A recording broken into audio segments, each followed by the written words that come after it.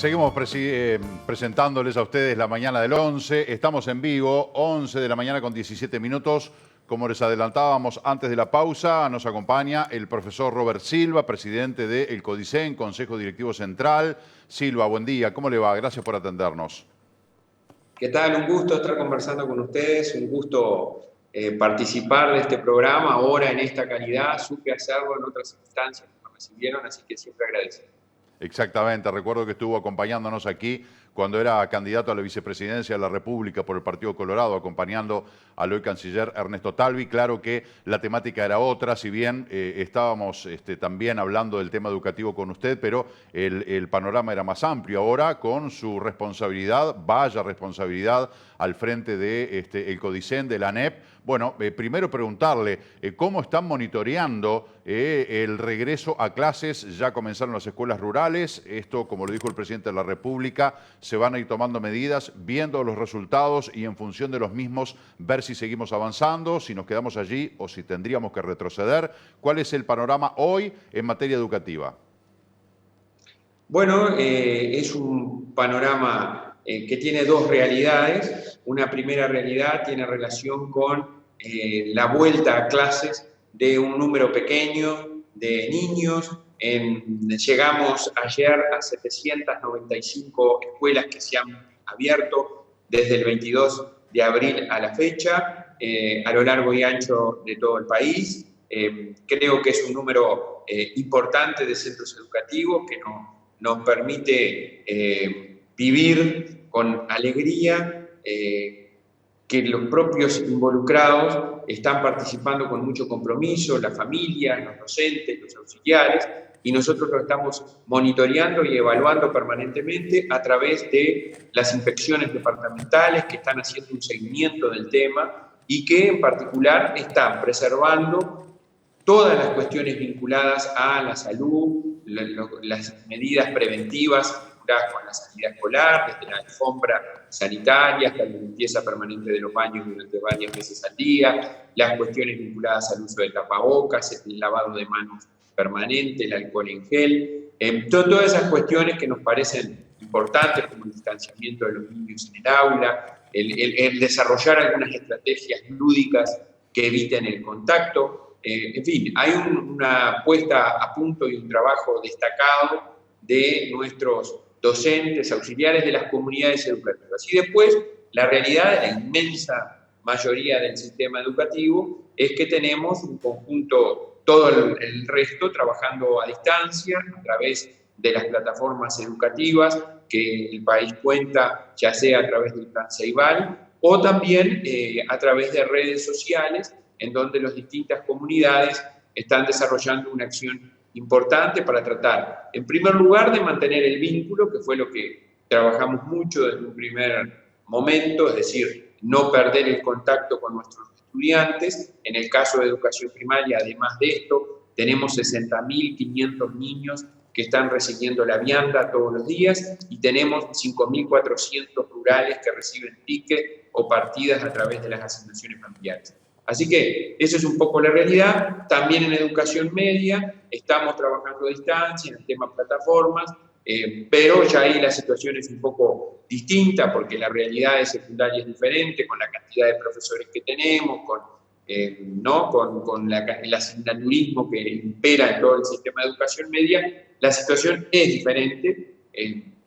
Y bueno, pero estamos en esos tres situaciones: escuelas rurales que están funcionando con 3 días a través de la presencialidad, la alimentación escolar que nos tiene 780 escuelas que hablan de lunes a viernes para entregar esas 60.500 viandas, y la virtualidad que es transversal a todo el sistema educativo. Silva, usted ha hablado de la educación media como que tiene ciertas complejidades.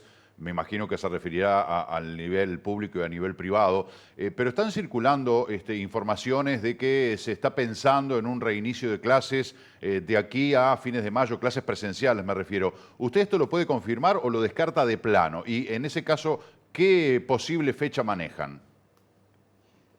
Sí, me han consultado algunos colegas de ustedes sobre esa circunstancia de que hay algunas versiones que transitan en cuanto a algunos calendarios de inicio. Yo lo quiero decir francamente, yo como presidente de Codicen, e incluso el mismo Codicen que ayer tuvimos sesión, no maneja este tema. Nosotros no tenemos esa información de que vayan a comenzar los privados, de que comiencen luego algunos públicos.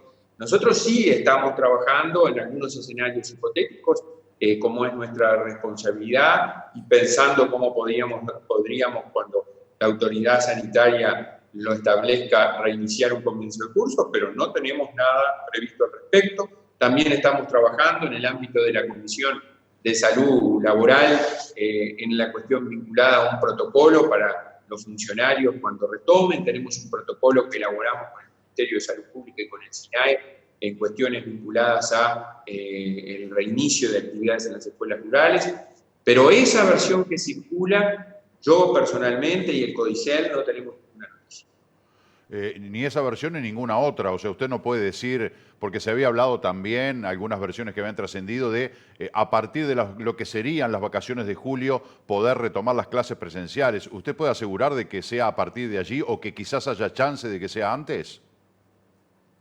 No lo puedo ni afirmar ni desmentir, porque nosotros, les reitero, una cuestión que en lo personal y además desde el rol institucional que tengo, lo he dejado siempre claro. Nosotros somos la autoridad educativa y tenemos el servicio educativo a nuestro cargo. Es decir, tenemos la responsabilidad de desarrollar el proceso de enseñar y de aprender, respetando los derechos de nuestros niños y de nuestros jóvenes, potenciando su desarrollo integral. Pero hay una cuestión que es clara. Hoy estamos afectados a nivel nacional y mundial por una pandemia. Quien tiene la decisión en cuanto a las posibilidades de volver o no volver, de realizar esa actividad presencial, es la autoridad sanitaria del país. Y por lo tanto a ella nos debemos. En el momento que la autoridad sanitaria nos diga, bueno, pueden volver, nosotros diagramaremos el retorno en base a algunas cuestiones que ya hemos conversado y que son públicas, y a partir de ahí trabajaremos, ¿no? Silva, y respecto a la evaluación de los estudiantes, porque obviamente hay distintas realidades, hay estudiantes que acceden a Internet y están estudiando a través de plataformas, hay otros que no. ¿Cómo van a hacer con la evaluación de los conocimientos adquiridos en este tan particular año 2020? Es un tema, es un desafío. Ayer nosotros nos reunimos con la TD del Consejo de Educación Secundaria, en donde ellos nos planteaban algunas propuestas vinculadas al tema. Nosotros lo que hemos resuelto es que en la actual situación y en las actuales circunstancias, lo que tenemos que hacer es una evaluación formativa, continua, conceptual. Es decir, hacerles devoluciones permanentes a nuestros estudiantes, trabajar a partir de ese contacto que tenemos que tener con los mismos, pero hoy por hoy no estamos pensando en una evaluación numérica, por ejemplo, que es lo más tradicional, sino que una evaluación de otro tipo que estimule al estudiante, al niño, al joven a seguir adelante, a seguir formándose, a seguir en el proceso de enseñar y de aprender. Porque acá hay una cosa que es bueno y dejarla bien clara. Nosotros en esto estamos con clases suspendidas en lo presencial, pero el proceso de enseñar y de aprender debe desarrollarse. Porque si nosotros reivindicamos y decimos que en primer lugar el año no está perdido, bueno, el año no está perdido en la medida que además de lo vincular nosotros desarrollemos aprendizajes. Y hay posibilidades de desarrollarlo a través de la educación a distancia. Eso nos lo demuestran, y es lo segundo que quería decir y reivindicar, el trabajo de muchísimos maestros y profesores que lo están haciendo. La cuestión ¿es lo mismo el aprendizaje presencial que el aprendizaje a distancia? Claramente no, es diferente, porque además estamos asumiendo un conjunto impresionante de desafíos para muchos de los cuales no estábamos preparados, pero sí se está desarrollando en un número importante. Tenemos en el entorno de un 4, un 5% que no tiene conexión en educación primaria y tenemos un entorno de un 20%, ahora han mejorado un poco las cifras, en educación media. A ellos nos tenemos que focalizar, por ellos tenemos que trabajar, con ellos tenemos que estar, pero prioritariamente, ¿verdad?, para lograr que se vinculen. Pero el resto está desarrollando actividades. O sea que la educación a distancia es absolutamente posible y la estamos llevando adelante. Y en ese marco evaluaremos cuando volvamos a la presencialidad parcial, seguramente que podamos volver, cómo vamos a evaluar más cerca de fin de año, si va a ser una evaluación anual, si va a considerar el 2021 y se va a considerar el 2020 y el 2021, por ejemplo, para desarrollar algunas acciones para lograr los aprendizajes priorizando objetivos curriculares en el marco de los programas y de los planes. Silva, al día de hoy, a pesar del plan Ceibal, hay muchos estudiantes que no tienen acceso a Internet y que, sin embargo, tampoco volvieron a este reinicio de clases en las escuelas rurales. Hay países como, por ejemplo, Perú, que desarrolló dar clases a través de televisión y radio. ¿Ustedes han considerado esta cuestión para poder llegar a todos? Sí, estamos trabajando en ello. Todavía no quiero anunciarlo porque es un proceso que nos ha costado un poco, porque estamos coordinando, porque ustedes saben, acá miren, uno puede hacer las cosas para cumplir y decir, bueno, yo puedo poner un conjunto de videos, puedo poner frente a la televisión a un docente que por materia que explicite y bueno, y después podré evaluar si esos resultados son buenos o son malos. Lo que nos demuestra la experiencia internacional es que hacerlo en forma rutinaria, clásica, tradicional, de parar un docente frente a una cámara, sin algunos otros componentes que permitan una cierta interacción, que permitan la generación de motivación en el niño y también en su familia, en ese periodo, en ese tiempo en donde estemos presentes a través de medios masivos, es no tener el efecto esperado. Se corre alto riesgo de que ello acontezca. Entonces, lo que estamos haciendo es preparar una oferta innovadora, distinta, dinámica, que esperemos las próximas semanas puedan presentarse, ¿no? Hace 48 horas asumieron las nuevas autoridades de secundaria. La nueva directora general señaló que hay que repensar los cursos, los plazos y las pruebas, además de haber formulado algunas críticas hacia las autoridades salientes porque no tomaron ningún tipo de resoluciones respecto a la emergencia sanitaria. ¿Qué opina usted, Silva? Bueno, sí, creo que efectivamente hay que tomar algunas decisiones que nos permitan atender la situación diferente.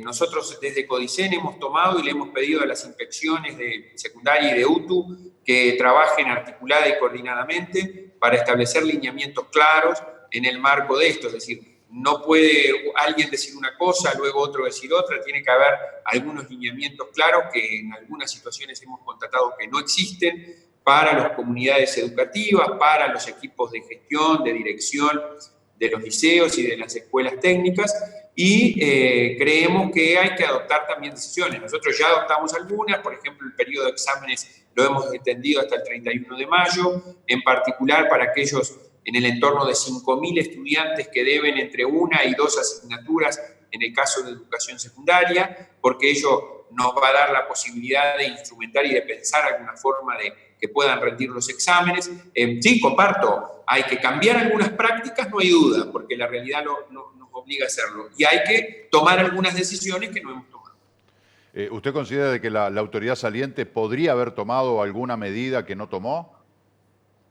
No, yo lo que considero es que nosotros tenemos que dar algunas orientaciones y planificar algunas actividades en forma más precisa. Eso lo habíamos pedido nosotros desde acá, desde Codicen, cuando nos reunimos con la directora general de secundaria, de UTU, pedimos específicamente, se comenzaron a realizar algunas reuniones con las inspecciones técnicas, con las inspecciones, ustedes fíjense, nosotros asumimos el 19 de marzo y las resoluciones fueron posteriores, ya sea en Codicen o incluso en los consejos, en particular en secundaria, se fueron tomando posteriormente. Creo que, hablando criollamente, lo que hay que hacer son dos cosas. Una, esa orientación que yo decía, y otra, aterrizar mucho más al terreno, ¿verdad? A los requerimientos de nuestros docentes y de nuestras direcciones, algunas orientaciones que permitan tener un marco común de actuación en todo el país. Silva, hablando de secundaria y primaria, hay distintas teorías, ¿no? Hay algunos quienes dicen que es más fácil el retorno de los estudiantes de secundaria porque obviamente es más fácil que cumplan las medidas de prevención dentro de una institución educativa, pero a la vez es más fácil que sigan una educación online a distancia. Y por otro lado, en primaria, que tenés quienes dicen que los niños en sus casas es mucho más difícil que se concentren y que cumplan con toda la educación online a distancia, que se concentren y que reciban como se debe esa educación. Pero también es mucho más riesgoso el retorno de los niños porque las medidas de prevención son más difíciles de cumplir. ¿Cuál es su opinión al respecto en esta diferencia? Nosotros habíamos pensado en una primera instancia en el retorno de educación primaria porque justamente ahí tenemos una particularidad que facilita el retorno, que es la existencia de un maestro en un responsable de un curso con una cantidad determinada de niños y, o sea, facilita logísticamente la posibilidad del retorno establecido en algunos días presenciales y luego a distancia. En el caso de educación media, la situación difiere y se dificulta porque nosotros tenemos en distintos días distintas asignaturas con distintos profesores, con horarios ya dados, en distintos centros educativos, en distintos grupos. Justamente por esa movilidad que existe, por esa diversificación en 12, 11 asignaturas, creo que dificulta muchísimo más. Sin perjuicio, habrá que idear algún mecanismo para el caso de educación media que permita poner foco en algunas cuestiones, como la matemática, la lengua, la educación digital, y además permita priorizar dos grupos que a nuestro criterio son importantes atender, que es el primer año de educación media, de liceo o de UTU, en donde tenemos resultados de fracaso muy importantes, donde se nos desvinculan en la presencialidad muchísimos jóvenes, y esa situación es de suponer que se puede agudizar en las actuales circunstancias, y en sexto año de liceo y tercero de bachillerato tecnológico en UTU, que es donde están egresando, culminando la educación media superior, donde también tenemos un problema grave, que en el mejor de los casos, y ya avanzando y considerando los 23 años, egresan en el entorno de 4 y algo cada 10. Entonces, estudiantes, o sea, es un tema que nos preocupa y nos estamos ocupando para cuando podamos tomar algunas decisiones. Esto es ensayo y error y había mucha expectativa en lo que era el regreso a clases de las escuelas rurales, al reinicio. En este monitoreo permanente que hacen las autoridades, Silva, ¿qué es lo que están viendo? ¿Qué conclusiones les permite sacar estas 2 semanas y pico que llevan de retomadas las clases?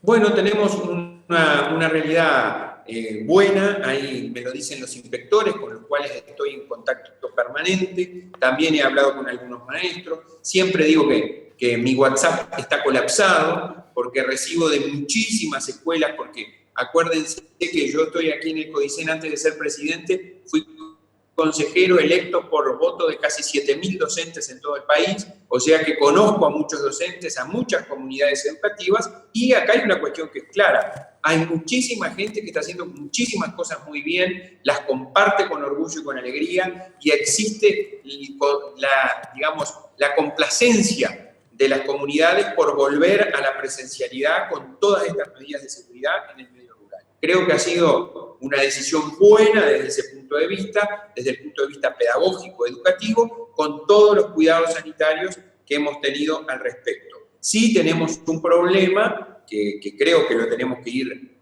mejorando y atendiendo a medida que el plazo transcurre, que es lo que tiene que ver con la asistencia. Nosotros estamos en el mejor de los días, cuando según la cantidad de escuelas abiertas, en el entorno de un 40% de asistencia. Creo que eso lo debemos desarrollar algunas estrategias para comenzar a mejorar a futuro. Yo creo que eso también va a pasar en la medida que las familias comiencen a encontrar un poco más de certeza, hablar con los docentes, acercarse a la comunidad, ver cómo se está trabajando, y ahí seguramente vamos a mejorar eso. ¿Cuál es la situación en cuanto a las inscripciones o los pases de alumnos de instituciones privadas a instituciones públicas? Pues imagino que al encontrarse con esta situación de la educación a distancia, hay muchos padres que prefieren no seguir abonando a una institución privada y optar así por una educación pública. A ver, no tengo esos datos porque nosotros en las actuales circunstancias no me consta que se estén generando esas situaciones. Seguramente va a haber movilidad porque hay una situación económica que está afectando a las familias. centros educativos privados con los cuales nos hemos reunido también están tomando algunas decisiones, pero ustedes saben que la educación pública, gratuita, laica y obligatoria es para todos los orientales y para todos aquellos habitantes del territorio de la República.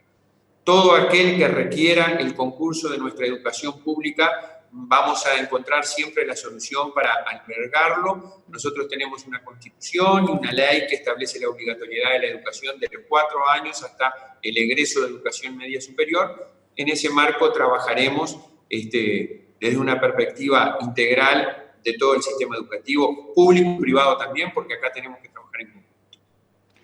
Silva, el Frente Amplio presentó varias minutas de comunicación para el Ejecutivo.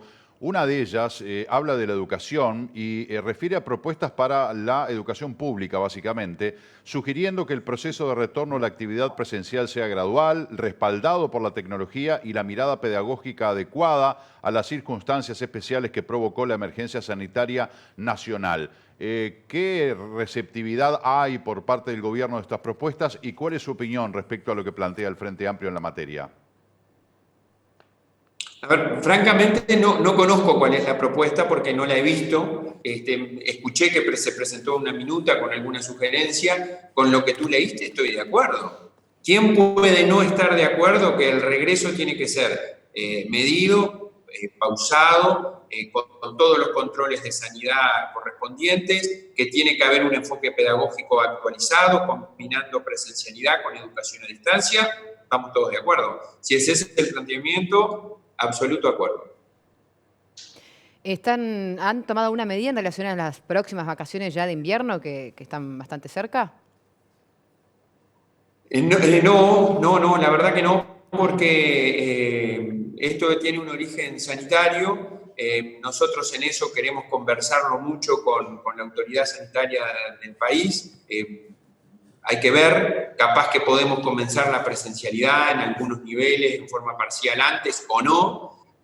Para ese caso habrá que ver, y esto es, como lo decían ustedes, a mí no me gusta usar la expresión, francamente no la uso ensayo-error, porque digo, estamos con la educación, con miles de niños y docentes, y nosotros así lo que estamos es viendo el día a día y tomando decisiones sobre el momento, con un norte que lo reitero, porque a mí eso tiene que quedar clarísimo. Nosotros acá tenemos un control estricto y absoluto de las medidas preventivas en materia de salud y de sanidad. Y luego estamos desarrollando un conjunto de acciones vinculadas a lo pedagógico, que es lo que nosotros sabemos, que es nuestra obligación constitucional y legal. Ahora, esto también quiero decirlo, no estamos exentos de problemas. Tenemos muchísimos problemas que se nos han presentado ante esta nueva realidad, que es un sistema que es estructurado o que tiene como centro estructurante la presencialidad, ahora no tiene presencialidad. Teníamos un conjunto de herramientas informáticas o tecnológicas que no las estábamos usando. Tenemos más de 640.000 usuarios nuevos desde la primera semana de marzo hasta ahora, cuando antes había 15.000. El sistema de la plataforma CREAT, como la plataforma PAM, como otros instrumentos que tenemos, la biblioteca digital, están respondiendo a las necesidades del país, tanto para instituciones públicas como para instituciones privadas. También están esas otras acciones que se desarrollan a través de redes sociales o incluso en los comedores escolares, cuando las maestras preparan librillos y los entregan a las familias que van a buscar la vianda todos los días. Estamos desplegando un conjunto de estrategias, pero estamos con problemas. Estamos tratando de solucionarlos, nos hemos reunido con los consejos nuevos, estamos desplegando un conjunto de herramientas que permitan ir solucionando esas cuestiones y, sobre todo, pensar en acciones a futuro cuando la presencialidad parcial vuelva. Qué bueno que estemos parados sobre una plataforma tecnológica muy importante que tiene llegada a prácticamente todo el país, más allá de esos porcentajes que usted señalaba que todavía faltan en primaria o en secundaria. Pero qué importante que es, porque de alguna manera eso nos permitió que los estudiantes, que hoy se pueda tomar como afirmativo eso de que el año no se da por perdido, porque tenemos esa posibilidad de la educación a distancia. Ahora le quiero preguntar, ¿cómo se siente usted que se preparó y que armó un programa de gobierno y una estrategia para hincarle el diente a la educación, uno de los temas más sensibles, más polémicos en nuestro país, y a 13 días de asumir, al igual que el resto del gobierno, se encuentran con que le dicen, bueno, no hay que hacer esto, ahora hay que atender esta realidad que trastoca absolutamente todo y que nada tiene que ver con lo que usted tenía programado cuando fue designado presidente del CODICEN, con una alegría que se le notaba porque es una vocación que usted ama, abraza y adora y de la cual es un gran profesional, pero ahora le tocó manejar otro barco para el cual usted se había preparado. Gran verdad lo que dices, es así. Es decir, mantenemos intactas las esperanzas, el compromiso, la ilusión de poder concretar con todos los actores del sistema educativo la transformación y el cambio que nuestra educación necesita y requiere. Lo decíamos el otro día cuando concurrimos al Parlamento Nacional. Ahora, estamos abocados en nuestro diario vivir, les podría decir, a atender esta situación de emergencia que el país está viviendo. Estamos abocados a lo urgente, sin olvidarnos de lo importante. Lo importante es desarrollar un conjunto de acciones estratégicas en el marco de la preparación de equipos que sean muy inclusivos, muy participativos. Aquí hay que darle lugar a todos, hay que discutir, hay que deliberar, pero hay que tener claro el norte a dónde se quiere ir, hay que establecer plazos acordados al efecto y, lo más importante, hay que tomar un conjunto de decisiones que nos permitan iniciar, por lo menos, no en la medida de lo que vamos a querer, porque ya sabemos que ello no va a ser posible. No va a ser posible porque vaya a saber qué realidad en el 2021, vaya a saber qué situación sanitaria e incluso propiamente del sistema vamos a tener el próximo año, vamos a tener una situación financiera que ya era muy difícil para la educación porque tiene un problema financiero importante, tiene un desajuste de más de 800 millones en cuanto a gastos permanentes financiados con rubros permanentes y también la escasez del tiempo, el tiempo que también ahora recién se han sumado los nuevos consejos. Entonces todo eso nos obliga a decir que no nos olvidamos de lo importante, pero que bueno, quizás va a estar secuenciado de una manera distinta a la que habíamos pensado. Hoy pensábamos seguramente estar con todos nuestros centros educativos y comunidades funcionando, con muchos equipos trabajando, desarrollando actividades presenciales a lo largo y ancho de todo el país para proyectar la educación que se viene. No lo estamos pudiendo hacer como nos hubiese gustado, pero no descansamos en nuestro objetivo de presentar un presupuesto quinquenal, que lo tenemos hasta el último día de agosto para poder presentarlo, que le presente a la ciudadanía un proyecto educativo por lo menos de 5 años que marque algunas líneas de acción fundamentales sobre las que no quiero explayarme porque hemos venido conversando durante tanto tiempo sobre las mismas y ha llegado la hora de concretarlas una vez que tenemos la oportunidad de estar acá en la presidencia del CODICEN con un equipo formidable y aprovecho a decirlo. Ustedes pueden ver que hemos en las redes sociales de la ANEP explicitado algunos de los nombres que integran este equipo. Destaco a Adriana Aristimuño, destaco a los directores generales de los consejos, Patricia Viera en formación docente, junto con Víctor Pisichilo, Jennifer Cherro en secundaria, junto con Reina Pinto Manón, Graciela Fabeiro, junto con Olga de las Heras en primaria, Juan Pereira de León y Laura Otamendi en la UTU, por nombrar algunos de los equipos que se están integrando, equipos de profesionales que combinan dos cosas que son claves.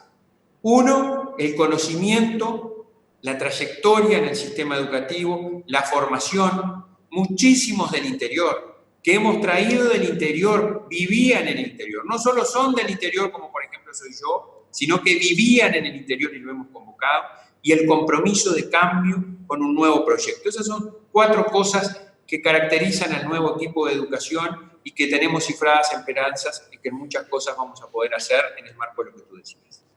Silva, tenemos que ir cerrando la nota por cuestiones de tiempo, pero quería preguntarle, antes, el ministro de Turismo, Germán Cardoso, se refirió a la posibilidad de cambiar los feriados para poder hacer fin de semana largo. ¿Cómo cree que esto puede influir en la educación? Bueno, los feriados nosotros los teníamos.